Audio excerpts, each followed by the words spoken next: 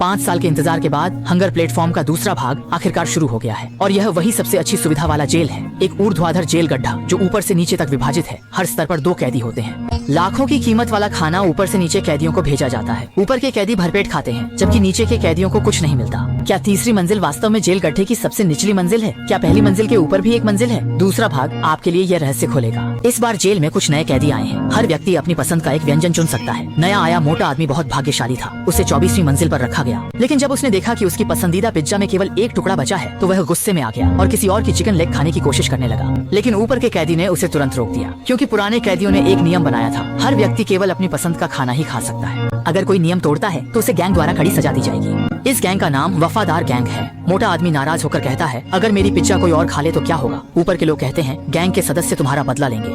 स्पष्ट रूप से मोटा आदमी चेतावनी नहीं सुनता और फिर भी चिकन लेग खाने की कोशिश करता है। तभी एक लड़की उसे रोकती है और मोटा आदमी उसे अपनी कोल्ड कटलेट खाने के लिए देता है। तब जाकर मोटा आदमी चिकन लेग वापस रखता है। अगले दिन वे ऊपर से लड़ाई की आवाज सुनते हैं। यह 19वीं और 20वीं मंजिल के 4 गैंग सदस्य हैं, जो 21वीं मंजिल पर आकर उस व्यक्ति को सबक सिखा रहे हैं जिसने मोटे आदमी की पिज्जा चुराई थी। लेकिन चारों मिलकर भी एक व्यक्ति को नहीं हरा सके। इसका मतलब है कि चोर एक खतरनाक व्यक्ति है। ऊपर के घुंघराले बालों वाला व्यक्ति उन्हें बताता है कि वह व्यक्ति जल्द ही नीचे आ रहा है और अगर वे अपनी मंजिल के साथ मिलकर भी उसे नहीं हरा सकते तब तुम दोनों को लड़ाई के लिए तैयार रहना होगा। मोटा आदमी यह सुनकर डर जाता है और कहता है कि उसने कभी लड़ाई नहीं की। जैसे ही उसने यह कहा, प्लेटफॉर्म आ गया और ऊपर के घुंघराले बालों वाला और मोटी औरत ने लड़ाई शुरू कर दी। लड़की यह देखकर जल्दी से गद्दा हटाती है और बिस्तर के फ्रेम से लोहे की छड़ी निकालकर दुश्मन का सामना करने के लिए तैयार हो जाती है। जब प्लेटफॉर्म धीरे धीरे नीचे आता है तो वहाँ एक व्यक्ति की लाश पड़ी होती है। फिर घुंघराले बालों वाला व्यक्ति उस व्यक्ति को पकड़कर नीचे गिर जाता है। मोटा आदमी डर के मारे हिल भी नहीं पाता और ऊपर की मोटी औरत लड़ाई से बचे खाने के टुकड़ों को जल्दी से साफ कर रही होती है, क्योंकि जेल के नियम के अनुसार खाना मंजिल पर नहीं छोड़ा जा सकता, नहीं तो उस मंजिल का तापमान बढ़ जाएगा या घट जाएगा जब तक कि वे भूनकर मर न जाएं।